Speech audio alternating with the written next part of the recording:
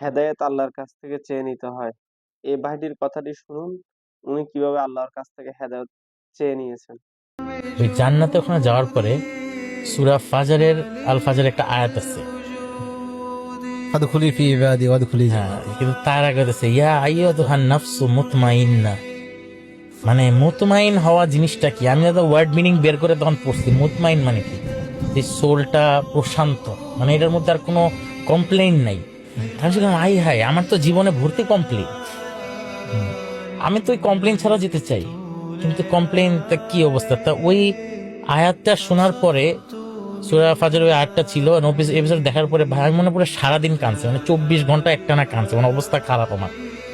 আমি তারপরে আমি রিয়েলাইজ করছি যে আল্লাহ, যে আপনি যেটা বললেন টার্নিং পয়েন্ট, আমি ডিসাইড করে ফেলছি যে আর যাব না।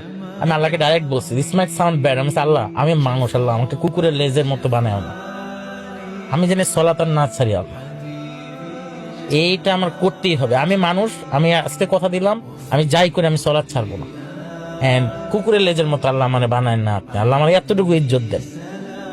তো আমি না আসলে এইটার পরে মানে আমি চাইনি ওনার কাছে, মানে বলতেই হবে, আপনি দিবেন না কেন, আমাকে দিতেই হবে হেদায়েত, প্লিজ হেদায়েত দেন।